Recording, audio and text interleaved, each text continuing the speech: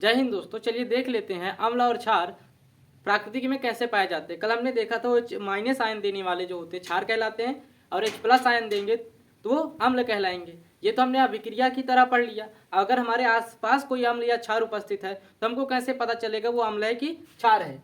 तो अम्ल और जो क्षार हैं ये प्रकृति में कैसे पाए जाएंगे ये देखते हैं, ठीक है ना। प्रकृति में इनकी उपस्थिति तो ये आज हम देखने वाले हैं, समझो ध्यान से। अम्ल जो होता है ना, स्वाद की बात कर रहे हैं। इसका जो स्वाद होता है वो खट्टा सा होता है। कैसा होता है? खट्टा। बात समझ में। अब तुम जितनी भी चीजें खाते हो और खट्टी होती है, ठीक है ना, तो वो क्या होती है? सब अम्ल होती हैं। क्या होती हैं? अम्ल। जैसे टमाटर हो गया, इमली खाते हो, इमली हो गई, नींबू खाते हो, नींबू। इन सब के बारे में हमको पढ़ना, ये बहुत इंपॉर्टेंट चीज है, ठीक है ना।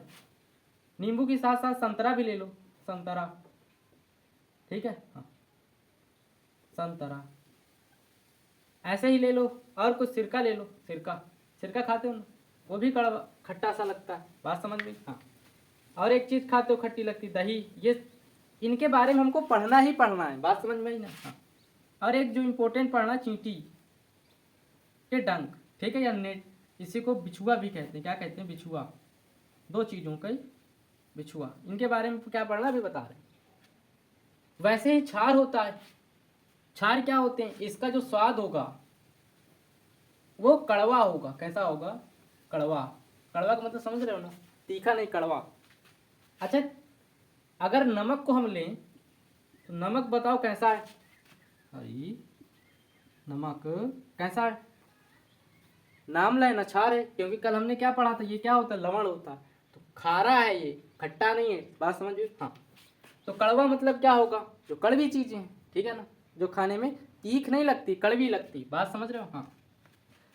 तो इसमें क्या आएगा? सबसे पहले जो हमको पढ़ना है, चूना। क्या पढ़ना है? चूने का पानी। दूसरा हमको क्या पढ़ना है? मिट्टी। तीसरा हमको क्या पढ़ना है, जो बहुत ही इंपॉर्टेंट है?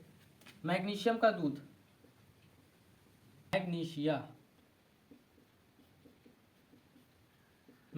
का दूध, ठीक है। अब जो इसमें इंपॉर्टेंट पढ़नी है कि टमाटर में कौन सा अम्ल होता है। देखो, अम्ल कई प्रकार के होते, केवल अम्ल नहीं होता, ठीक है ना। अम्ल कई प्रकार के होते तो इनके कुछ नाम होते हैं जो कि हमको इतने ही केवल पढ़ने। बात समझ में आई? हाँ। जैसे हम सिरके की बात करें, सिरके में एसिटिक अम्ल होता है। कैसा अम्ल? एसिटिक अम्ल। याद करने वाली बात है, ठीक है ना। कैसा अम्ल होगा? एसिटिक अम्ल होगा। दही की बात करें, इसमें लैक्टिक अम्ल होगा। कैसा? लैक्टिक अम्ल। और इसी अम्ल के कारण हमको थकान महसूस होती है। बात समझ में? हाँ। चींटी और नेटल के डंक में जो होगा मेथनोइक, क्या होगा? मेथनोइक अम्ल। ये बहुत इंपॉर्टेंट है, याद कर लेना। क्लियर है बात? हाँ। अब अगर हम बात करें नींबू और संतरे की, तो नींबू और संतरे में जो अम्ल होगा वो साइट्रिक अम्ल होगा। कैसा अम्ल? साइट्रिक अम्ल। बात समझ में? इमली में जो अम्ल होगा टार्टिक अम्ल, टार्टरिक, ठीक है। हाँ। और टमाटर की बात करें, टमाटर में जो होगा ऑक्जेलिक होगा, ऑक्जेलिक अम्ल। ये बहुत इंपॉर्टेंट चीज है, यहाँ से 1-2 नंबर के पेपर में पूछे ही जाते हैं, ठीक है ना, याद कर लेना। और इसके बारे में कुछ नहीं पढ़ना, बस इसमें पढ़ना है जो चूने का पानी होता है ये क्या होता है?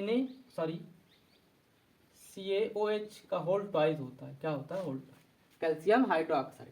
मिट्टी में हर प्रकार का अम्ल वो क्षार पाया जाता है। बस ये याद रखना कि मिट्टी अच्छी कब होगी? जब वो क्षारी होगी। क्लियर बात? हाँ। और ये मैग्नीशिया का जो दूध है ये भी क्षारी होता है। ये चीज याद करने वाली, ठीक है ना। यही इंपॉर्टेंट है ये अम्ल के बारे में।